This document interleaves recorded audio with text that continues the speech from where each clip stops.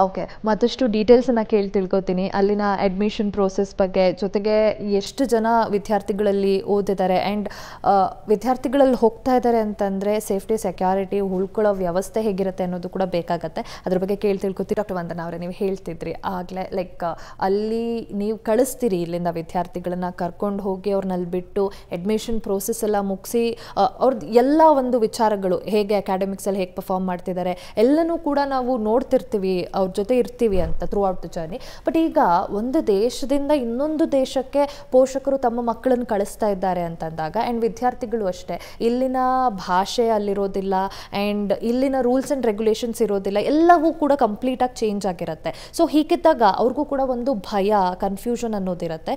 So ಅವ್ರು ಉಳ್ಕೊಳ್ಳೋ hostel ವ್ಯವಸ್ಥೆ ಆಗಿರಬಹುದು, ಅಲ್ಲಿ ಸೇಫ್ಟಿ ಸೆಕ್ಯೂರಿಟಿ ಹೇಗಿದೆ, ಜಾರ್ಜಿಯಾ ಅನ್ನೋ ಒಂದು ಸಿಟಿ ಯಾವ ರೀತಿ ಇದೆ, ಅಲ್ಲಿ ಹೇಗೆ ವಿದ್ಯಾರ್ಥಿಗಳು ಆರಾಮಾಗಿ ಓಡಾಡ್ಕೊಂಡು ಇರಬಹುದಾ, ಸೇಫ್ಟಿ ಇದೆಯಾ, ಈ ಬಗ್ಗೆ ತಿಳಿಸ್ಕೊಡೋದಾದ್ರೆ. ಸೊ ಯೂನಿವರ್ಸಿಟಿ ಜಿಯೋಮೆಡಿ ಜಾರ್ಜಿಯಾದಲ್ಲಿ ಸಿಚುವೇಟ್ ಆಗಿರೋದು. ಟಿಬ್ಲಿಸಿ ಬಗ್ಗೆ ನಾನು ಹೇಳೋಂಗಿದ್ರೆ, ಆ ಒಂದು ಸಿಟಿ ಬಗ್ಗೆ ಹೇಳೋಂಗಿದ್ರೆ one of the most welcoming city, ಹಾಗೆ ಒಂದು ಟೂರಿಸ್ಟ್ ಅಟ್ರಾಕ್ಷನ್ ಅಂತ ನಾನು ಹೇಳಕ್ಕೆ ಇಷ್ಟಪಡ್ತೀನಿ. ಹಾಗೆ certain number of good English speaking community ಕೂಡ ಇದೆ. ಸೊ ಆ ಒಂದು ನಿಟ್ಟಿನಲ್ಲಿ ಹೇಳೋ ಆಗಿದ್ರೆ ಮಕ್ಕಳಿಗೆ ಒಂದು ಕಂಫರ್ಟೇಬಲ್ ಎನ್ವಿರಾನ್ಮೆಂಟ್ ಇರುತ್ತೆ. ಸೊ ಅದ್ರ ಜೊತೆಗೆ ಕಂಟ್ರಿ ಸೇಫ್ಟಿ ಬಗ್ಗೆ ನಾನು ಮಾತಾಡೋ ಆಗಿದ್ರೆ one of the like third most safest ಕಂಟ್ರಿನೇ ಅಂತ ನಾನು ಹೇಳಕ್ಕೆ ಇಷ್ಟಪಡ್ತೀನಿ.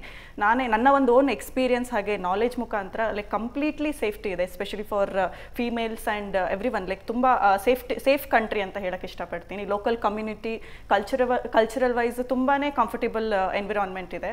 ಸೊ ಅದ್ರ ಜೊತೆಗೆ ಇನ್ನು ಹಾಸ್ಟೆಲ್, ಯೂನಿವರ್ಸಿಟಿ ಜಿಯೋಮೆಡಿ ಹಾಸ್ಟೆಲ್ ಅದ್ರ ಬಗ್ಗೆ ಮಾತಾಡೋ ಹಾಗಿದ್ರೆ ಕಂಪ್ಲೀಟ್ ಇಂಡಿಯನ್ ಹಾಸ್ಟೆಲ್ಸ್ ಪ್ರೊವೈಡ್ ಮಾಡ್ತಾರೆ ಯೂನಿವರ್ಸಿಟಿ ಕಡೆಯಿಂದ.